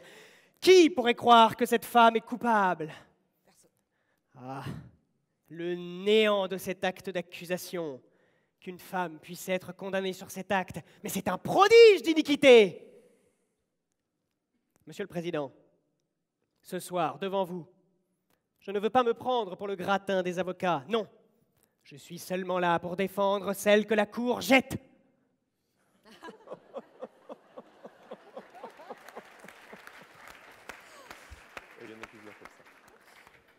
Regardez-la. Du haut de votre mépris, n'abattez pas sur elle votre poing vengeur. Regardez-la bien. N'éprouvez-vous pour elle aucun semblant d'humanité? Regardez-la encore. Comment lui résister? Ah, Audrey. Audrey. Hélas, vous ne l'avez que trop bien compris. Comme tant d'autres hommes, je succombais aussi à ses charmes.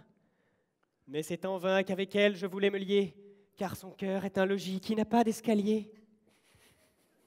Du haut de mon amour déçu, ce soir, je suis le ténébreux, le veuf, l'inconsolé, le prince des Caribéennes face à la cour abolie. Ma seule étoile est morte, et ma lutte consternée porte la robe noire de la mélancolie.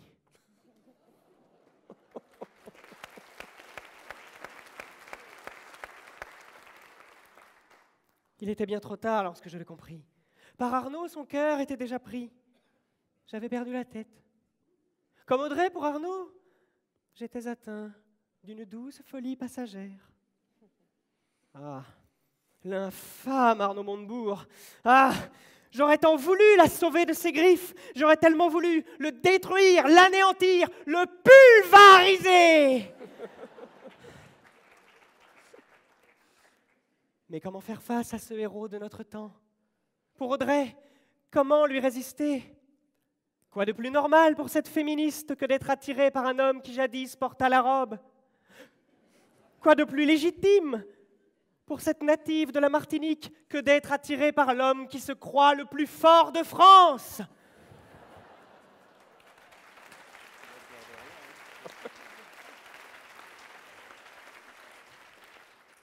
La voilà, l'explication des tenues tant décriées par l'accusation.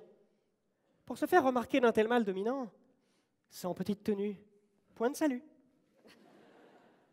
Mais ne vous y trompez pas, sous ces dessous affriolants se cache une femme sensible qui, sous ses airs de femme fatale, ne voulait être qu'aimée. Et c'est ce qu'avait bien compris l'ignoble Arnaud Montebourg, lui qui fit d'Audrey une marionnette entre ses mains, un argument électoraliste pour s'attirer les bonnes grâces de minorités auprès desquelles il devenait soudain visible. Elle l'aimait de tout son être. Pour lui, elle aurait accompli l'impossible. Elle en était folle.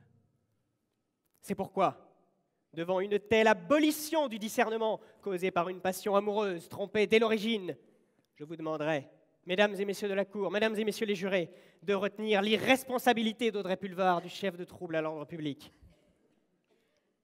Mais de cette insouciante bluette découlent, hélas, d'autres funestes conséquences.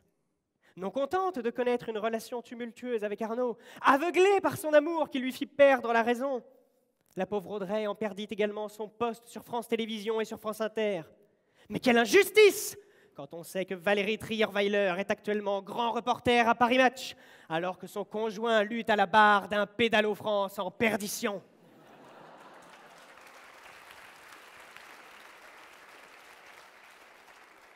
Mesdames et messieurs les jurés, vous l'avez compris, pendant 2 ans, Audrey Pulvar n'a eu qu'un seul défaut, c'est son compagnon.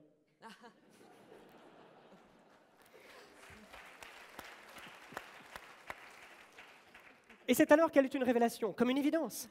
S'enfuir, l'abandonner pour reprendre sa liberté. Audrey me le confia d'ailleurs tout net. J'en pouvais plus, il m'énervait, bref, je pouvais Pulvar. Elle informa alors la presse de leur rupture par l'envoi d'un simple SMS, comme un écho au trait sarkozyen. Si tu reviens, j'annule tout. Là, elle était enfin débarrassée de ses chaînes et pouvait reprendre sa seule vraie passion, être à la pointe d'un journalisme combatif et libre. Car ne vous y trompez pas, Audrey Pulvar n'est pas celle qu'a tenté de vous dépeindre l'avocat général. À entendre les réquisitions de l'accusation, on finirait en effet par s'imaginer que les journées d'Audrey Pulvar sont une vaste suite de clichés sur les journalistes bobos. Voici d'ailleurs pour un peu le récit d'une journée d'Audrey Pulvar tel que la fantasme l'accusation. 10 heures. Encore épuisée par la soirée du caviar pour le Darfour, organisée la veille par Bernard-Henri Lévy,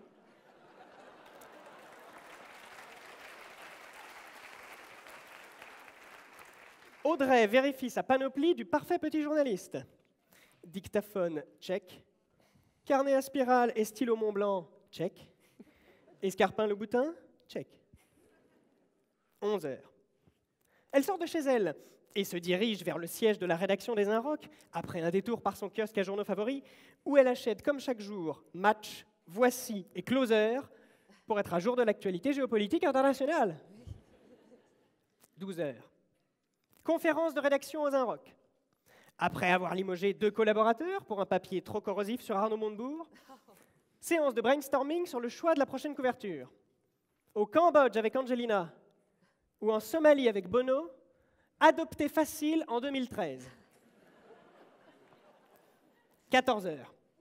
Elle part enquêter sur le terrain et rejoint donc le Café de Flore pour une interview sans tabou d'un certain Arnaud M., aujourd'hui VRP, encore dans la marine hier.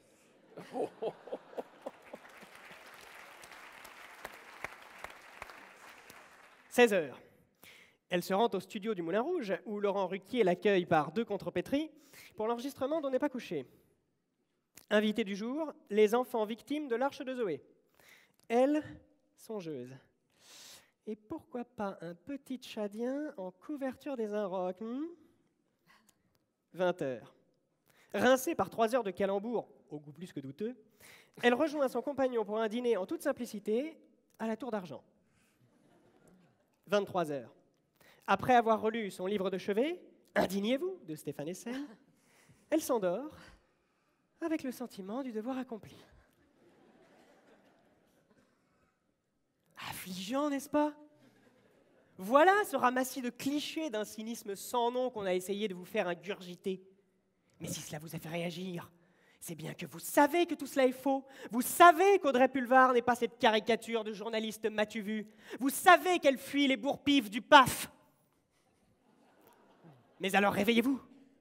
Enlevez vos œillères et voyez comment apparaît la vraie Audrey Pulvar.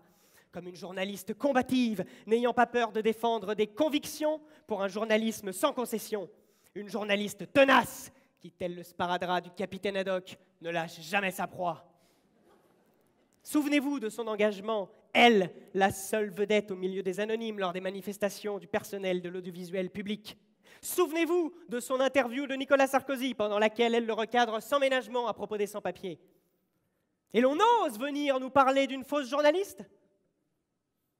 Et ces récentes chroniques, décriées par l'avocat général. Mais parlons-en. Audrey Pulvar l'avoue elle-même. Ce n'est pas du journalisme. La non-détention des cartes de presse. Si elle n'en a plus, c'est parce que, je cite, elle ne l'a volontairement pas demandé. Elle sait bien qu'elle a endossé le rôle de chroniqueuse, donc nécessairement partisan. Dans ce débat, savez-vous donc ce que lui reproche l'accusation? Son honnêteté. Halte à l'hypocrisie, mesdames et messieurs les jurés. Voici les journalistes que nous voulons. Des journalistes qui font le point, qui contestent les valeurs actuelles et qui gardent un œil sur le monde. Nous voulons des journalistes engagés car nous sommes plus sensibles à une ligne éditoriale qu'à une autre. Le militant communiste ne feuillette pas Minute, pas plus que les lecteurs frontistes de Brignoles ne lit l'Humanité pour suivre les péripéties du Rhum toulonnais. Comme quoi, ce n'est pas une légende. Oui, ça pue le Var.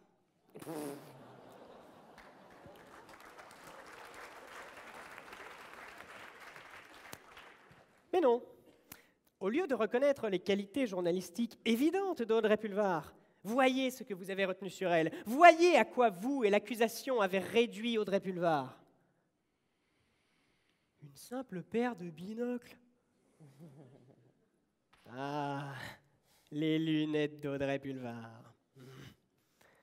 Objet de fantasme pour certains, objet de scandale pour d'autres. En ces temps de disette, c'est leur prix qui fit parler. 15 000 € selon la police, 3 300 selon l'intéressé. 3 300 €? Mais laissez-moi rire. Une paille pour nous autres avocats d'affaires, nous les marchands du temple sans scrupules. Comme me le répète souvent mon maître à penser en la matière, Philippe-Henri Dutheil, associé de mon cabinet et accessoirement ancien bâtonnier, Maxime, mais quand à 26 ans, on n'a pas une Rolex, on a quand même raté sa vie. « 3 300 €. Mais pour 3 briques, t'as plus rien. Tenez, mes propres lunettes. Mais avec ça, j'éradique 3 fois la faim dans le monde. Je ne vous dis pas leur prix, c'est indécent. Mais vous me direz, c'est toujours moins que les frais de bouche du Conseil de l'Ordre.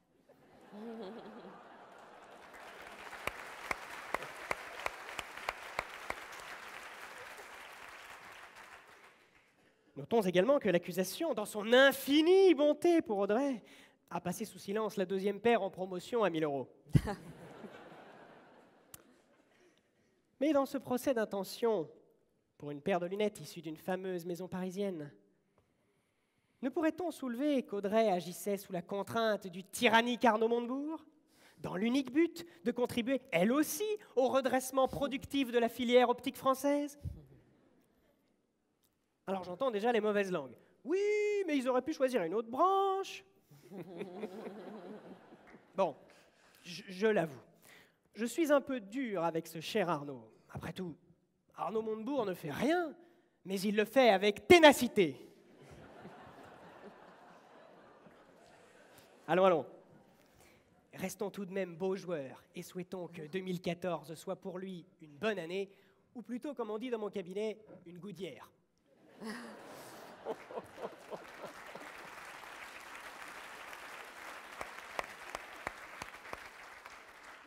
Non. La réalité que cache cette sombre histoire où l'on y voit goutte, je vais vous la révéler. Derrière ces guéguerres picrocolines sur ses lunettes, le vrai sujet, au fond, est qu'il serait difficile de concilier idées à gauche et tenue chic. Ah, le mythe de la gauche caviar. Voilà ce à quoi l'avocat général tente de rattacher insidieusement Audrey Pulvar. L'argument, que dis-je, la pique de l'accusation, serait donc qu'il est plus facile d'avoir le monopole du cœur quand on est sur le carreau. Derrière ce paradoxe, la réalité se fait tristement jour. Celle de la tyrannie de l'argent roi. Pas touche au Grisby. Le fric, avant d'être chic, c'est sacré. In gold we trust. Alors que reproche vraiment l'avocat général à Audrey Pulvar? Est-ce son manque d'égoïsme? La lutte des classes, oui, mais chez les nantis aussi. Amis du CAC 40, serrons-nous les coudes, le RSA ne passera pas. Vive les riches, à bas les pauvres! Assez manichéen comme tableau, non? À peine. Mais je vous le demande, pourquoi vouloir attirer Audrey dans ses filets? Qu'y a-t-il donc de mal à vouloir dépenser dans une paire de lunettes l'argent gagné par son travail? Est-ce répréhensible de choisir la mode pour placer son épargne? Avertement vilipendée, Vuitton, l'accusation tenterait-elle de se faire la police de l'esprit, le caporal, le mage de nos pensées? Son credo, pas de quartier pour l'Uniqlo de consolation de ces dames. Et qu'on arrête de venir nous rebattre les oreilles avec cette prétendue duplicité avec le monde des riches. Selon l'accusation, Audrey Pulvar aurait cédé aux sirènes du grand capital en passant du service public à Direct 8 et se rendrait désormais complice d'un abrutissement des masses. Mais là encore, je répondrai, ineptie, calomnie. Mesdames et messieurs les jurés, je me ferai partiellement ce soir l'avocat du diable, qui, comme l'avocat général, s'habille en Prada, comme quoi on est toujours le riche de quelqu'un, en vous avouant qu'au fond, je partage son opinion audiovisuelle, tout du moins jusqu'à un certain point. Je vous appelle cependant solennellement à ne pas suivre de trop bon cœur cet argumentaire servi sur un plateau, fût-il télévisuel. Oui, la caricature de télévision que vous a dépeinte l'accusation nuit à la santé des téléspectateurs. Oui, une certaine forme de télévision rend bête et avilie. Mais qui jugez-vous ce soir? S'agit-il du procès de la récente chroniqueuse de Direct 8? Ou bien s'agit-il de juger celle qui fut pendant des années la présentatrice d'un journal d'information à la qualité sans faille? Déjà, je le sens. Dans vos esprits, le doute s'installe. Peut-on tirer un trait sur ces années au service de l'information des citoyens? Tout cela pour quelques chroniques? Trancher ce débat de la manière dont tente de le faire l'avocat général, c'est faire preuve de la même étroitesse d'esprit que les émissions et le public qu'elles se plaît à conspuer. Alors j'en appelle à votre bon sens. Comme les autres médias, c'est l'utilisation que chacun a de sa télévision qui dicte sa bienveillance ou sa malfaisance. Aussi, ce soir, faisons le pari humaniste de l'intelligence et de la confiance. Ouvrons aux hommes cette petite boîte de Pandore et à la fin, gardons l'espoir qu'ils sauront discerner entre les programmes qui les élèvent et le simple temps de cerveau disponible offert aux marchands de boissons gazeuses. Car oui, la télévision peut être très favorable à la culture. Tenez, chaque fois que quelqu'un l'allume chez moi, je vais dans la pièce à côté et je lis. Vous l'avez compris. Chacun est responsable de ses choix et de ses actes. Et c'est en toute conscience que nous regardons la roue de la fortune plutôt qu'apostrophe. Nous, téléspectateurs, cédons à cet abrutissement que nous choisissons plus que nous subissons. Or, il ne peut y avoir d'infraction si la victime consent à l'accomplissement du délit et en devient même complice. C'est pourquoi, mesdames et messieurs les jurés, je vous demanderai de ne pas retenir cette accusation d'association de malfaiteurs en vue d'abrutissement des masses et ainsi faire en sorte qu'à la fin, Audrey Pulvar soit sauvée des ondes. Oui, mesdames et messieurs, l'heure est venue de rendre l'antenne, l'heure est venue de voir à travers l'écran de fumée de l'avocat général. On nous parle de troubles à l'ordre public. Oui, trouble il y a bien, mais il ne s'agit que d'un trouble amoureux. On nous parle d'usage d'une fausse qualité. Je réponds honnêteté intellectuelle. On nous parle de tromperie pour appartenance à une gauche bourgeoise. Je réponds altruisme et tolérance. On nous parle d'abrutissement. Je réponds abrutissement consenti. Et maintenant, coup de projecteur sur ce qu'il reste des accusations contre Audrey Pulvar. Rien. Nada. Walou. Devant le dépit, devant la frustration de l'accusation, j'entends déjà le grondement, la colère qui monte. Puisse cependant cette vindicte ne pas vous atteindre dans votre jugement. Puisse cette colère, comme toutes les émotions qui agitent les masses, s'effacer à la porte de votre prétoire. Car ce soir, un seul mot s'impose pour guérir tous ceux qui ont été faits à Audrey Pulvar. Monsieur le Président, Mesdames et Messieurs les jurés, pour apaiser la polémique, pour calmer la tension, ce soir, relaxez.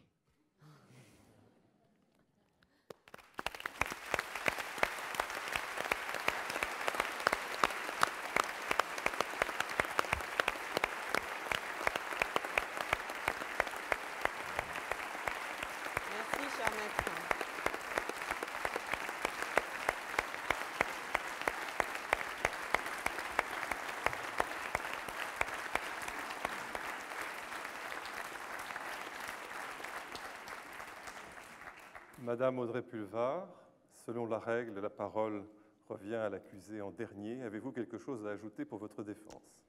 Eh bien, j'aurais du mal à faire aussi bien et aussi drôle que l'accusation et la défense, mais je crois que j'ai quand même quelques mots à ajouter. D'abord, bonsoir à tous, merci de m'accueillir ici. Messieurs, mesdames et messieurs de la Cour, mesdames et messieurs les jurés, madame l'avocate générale, je voudrais d'abord préciser, parmi les quelques éléments que je voudrais contester, que je ne suis pas et que je n'ai jamais été en effet une journaliste de gauche, puisque je ne sais pas ce que c'est qu'une journaliste de gauche.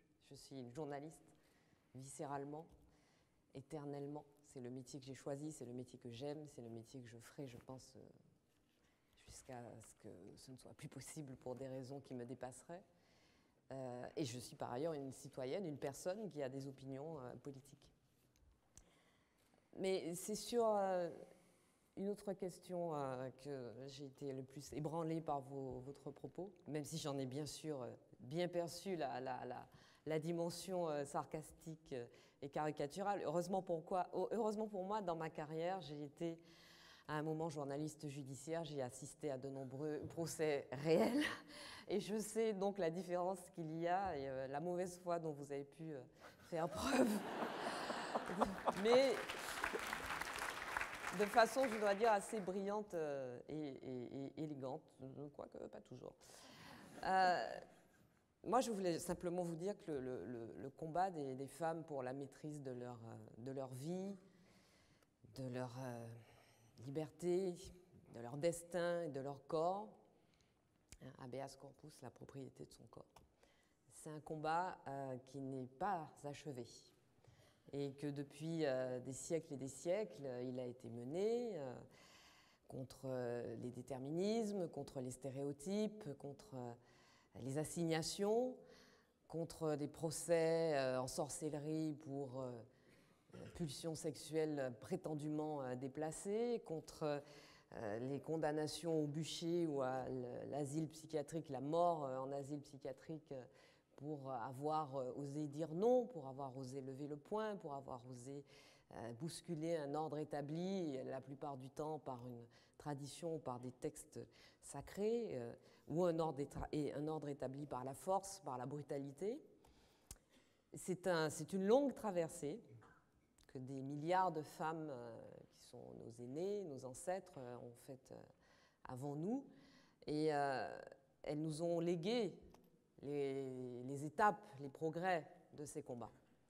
Et c'est un legs qui nous oblige, je le considère en tout cas, je considère que c'est un legs qui nous oblige et que c'est un combat quotidien, sabotage, c'est un combat quotidien, c'est un homme qui a au son, hein, je pense, hein. C'est un combat quotidien et la carrière que vous menez et que je vous souhaite la plus remplie de succès et la plus longue possible, et votre vie de femme vous le démontreront. C'est tous les jours qu'il faut se battre pour être considéré à l'égal de l'homme, égal en ambition, égal en aspiration, égal en autorité, en exercice de l'autorité, en exercice de la responsabilité, et égal en droit à l'erreur aussi. Et je crois que cette égalité se conquiert évidemment par l'éducation, évidemment par l'intellect, mais aussi par la propriété de soi et la propriété de son corps. Et en vous entendant tout à l'heure, j'ai compris que je répondais ce soir non seulement de mes opinions ou de certains faits de journalisme, mais aussi peut-être de ma filiation, mais encore, et ça ne lasse de m'étonner parce que ce n'est pas la première fois que ce reproche m'est fait, je devais répondre de mes choix vestimentaires ou capillaires. Alors je voudrais savoir au nom de quel déterminisme une femme noire ne pourrait pas vouloir s'habiller en tailleur strict et faire un chignon ou se faire un brushing, hein, mesdames et messieurs d'ailleurs, parce que les hommes aussi se font faire des brushings parfois. Et au nom de quelle magie de la cause à effet, la longueur ou l'absence de longueur d'une jupe ou la profondeur d'un décolleté pourrait oblitérer, abolir la personne en moi pour faire surgir une prostituée, puisque c'est bien comme ça que j'ai compris la référence à mon arrivée qui se devait discrète à l'hôtel Georges V. Bon, est-ce que dans votre échelle de valeurs, une femme qui assume son sex-appeal serait forcément illégitime? Je ne le crois pas. Je ne le crois pas. Je crois au contraire que dans ces temps où le monde est gagné par l'obscurantisme, vous savez, c'est une espèce de cancer dont l'un des premiers effets est justement de couvrir le corps des femmes et de les soumettre. Eh bien, dans ce monde-là, c'est une femme libre. Une femme libre, maître de ses choix, maîtresse de ses choix, maîtresse de sa vie, animale, douée, de raison et de libre arbitre, qui comparaît aujourd'hui devant vous.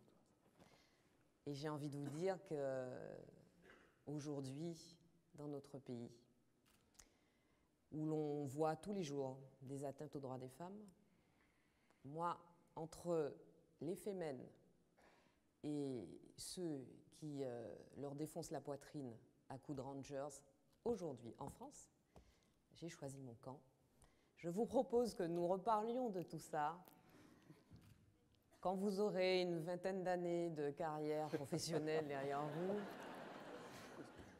Et donc, qui dit carrière professionnelle de femme, dit embûche liée à votre condition de femme.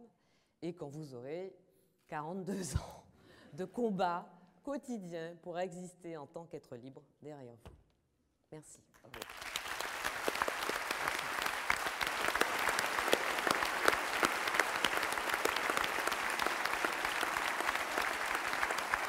Merci Charlotte. Je ne sais pas si votre défense a suffi. Le jury va se retirer pour délibérer.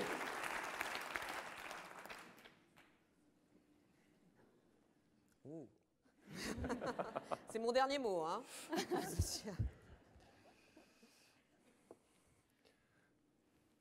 La délibération a été très longue, comme vous pouvez voir.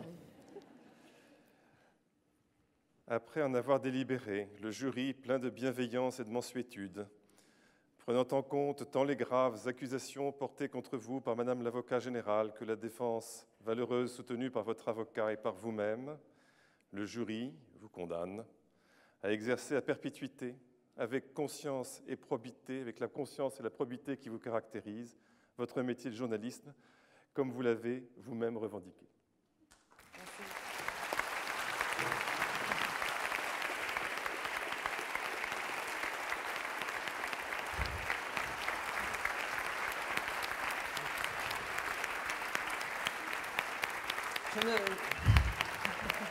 En vous remerciant de vous être prêté avec humour et gentillesse à cette parodie de procès, je ne ferai pas appel de la décision. Hein. Allez, sans appel. Je vous remets la médaille de l'Ordre des avocats. Merci beaucoup. Merci. Et bravo.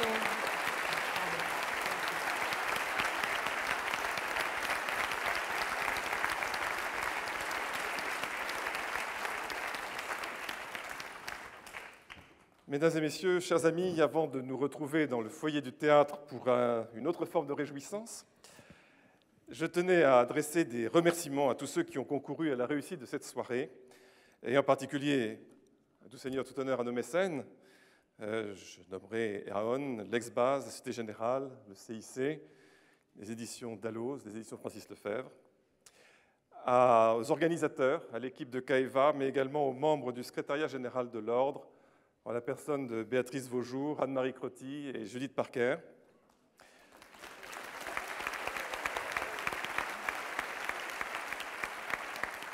Au Théâtre des Amandiers, en la personne de M. Jean-Louis Martinelli, qui cette année encore nous a accueillis, et de tous ses techniciens.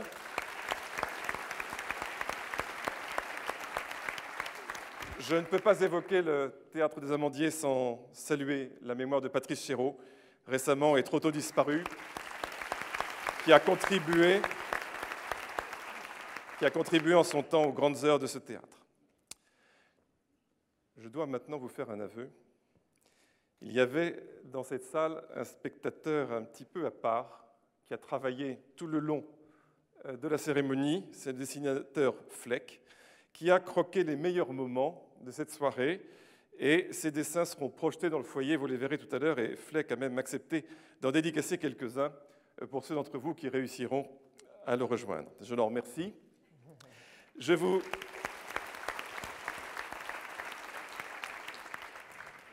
indique que quelques exemplaires du rapport 2013 de l'Observatoire mondial des droits de la défense et des droits des avocats dans le monde sont à votre disposition à la sortie de cette salle.